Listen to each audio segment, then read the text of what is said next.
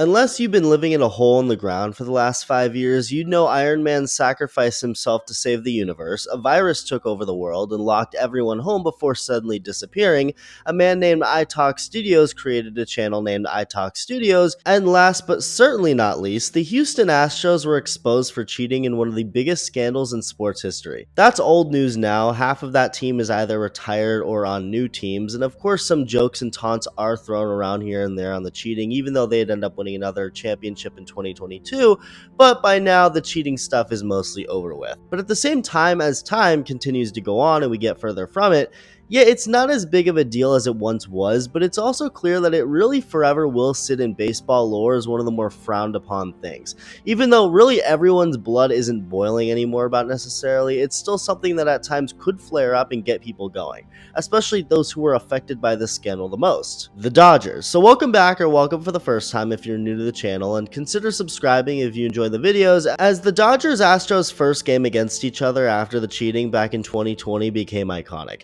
There wasn't a fight, but Joe Kelly prompted the benches to clear and for there to be some yelling after he mocked Carlos Correa. A year later, Correa would take Kelly deep in front of a booing Dodger Stadium crowd, and overall most of the bitterness has just been words. Kelly had recently wrote a book, and in that book talked about how MLB was panicking a little bit back in 2020 regarding a potential Dodgers-Astros World Series rematch before it ended up being Dodgers-Rays instead. It would have most definitely been must-see TV. I mean, just imagine the possibilities. Kelly even said he 100% would have been waiting at the hotel for Correa if the two teams met in the World Series that year. We might have been robbed of straight cinema. But anyway, with Kelly since returning to the Dodgers last year and continuing it on for 2024 after a couple years with the White Sox, Kelly is back at his Astros taunts. But before we get into that, a player who was more directly affected by the Astros cheating, maybe even the most, Clayton Kershaw, had some stuff to say regarding the team's recent trip to Houston, their first trip back there with a full stadium since 2017. Clayton Kershaw was at the peak of his career during that season. I mean, this dude was on a legitimate all-time run, and it's crazy when I look at it. It's always like I'm seeing it for the first time again.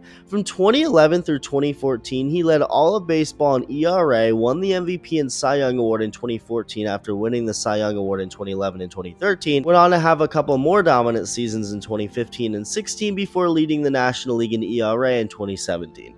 That's when the Dodgers played Houston, and Kershaw continued his dominance in Game 1, going 7 innings, allowing just 1 run on 3 hits and striking out 11. That game was in LA though. His next challenge was Game 5 in Houston, and this time things were going to be different. I'm not fully sure how much the Astros were able to use their sign stealing scheme on the road, but it was at home where it was the strongest. Of course, where they had their own people and things to operate to make it work best. And so Kershaw went from 11 strikeouts to just 2 in Game 5. But even crazier was the breaking ball stat for that game. A stat that on its own tells you that the Astros were up to something and had some sort of an advantage. What was the stat? Well, Kershaw threw 51 sliders and curveballs that night and got 0 swings and misses. That's a real thing. It was immediately confirmed as you can go through every slider and curveball that game thrown by Kershaw, and Houston's hitters didn't whiff at a single one. Pitchers have bad games all the time, even Hall of Famers like Clayton Kershaw, and even Hall of Famers like Clayton Kershaw at the height of their careers, but nobody fails to get a single swing and miss on that many breaking balls. That's ridiculous. The Astros hitters were just on every single one, knew when the slower ones were coming and knew to lay off of them or crush it if it was in the zone. So not only was he embarrassed out there, but it of course cost the Dodgers the trophy that year, one that's largely believed to be one that the Dodgers would have won if not for the cheating.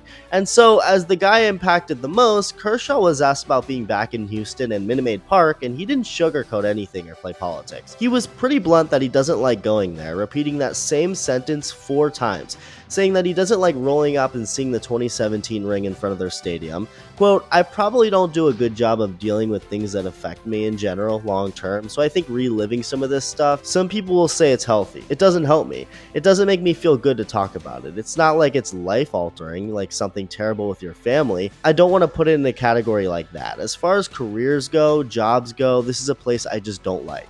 And I mean, can you blame the guy? If you're honest with yourself, Of course you can't. The whole reason players play is to win championships. That's the main goal at the end of the day, and there's a reason why it's such a big deal. Winning a ring isn't relevant for just that moment in time. Sure, it may get talked about less as time goes on, but it never goes away. Once you win a championship, nobody can take that away from you. So despite us being 7 years removed from the Dodgers being affected by Houston's cheating, it still undoubtedly hurts. I think if the Dodgers had won more than just the 2020 ring, it wouldn't hurt as much, but because they continue to choke every postseason, it doesn't soften the blow at all. Hopefully things change soon, but for now, 2017 continues to be the closest chance at a normal season ring the Dodgers have had since 1988.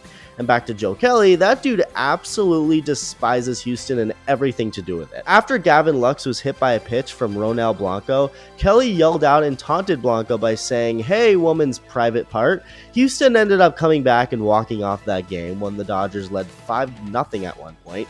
And the next day, after Teoscar Hernandez took Astros reliever Brian King deep, the next pitch to Gavin Lux would be up and in, with Lux immediately looking back out to the mound, only for the next pitch to be even higher near the head, and Lux even more aggressively looked out this time and immediately calmed himself down as the Astros catcher got up in case of anything.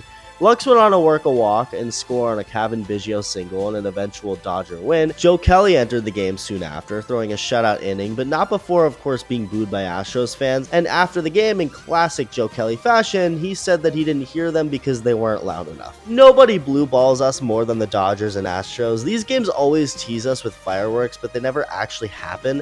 Just drops of tension, but still interesting nonetheless. And from what Kershaw said to the way guys like Joe Kelly and Gavin Lux acted, two guys who weren't even on the 2017 Dodgers, it's pretty clear that this anger toward the Astros isn't going away anytime soon. Let me know your thoughts, and thank you for watching.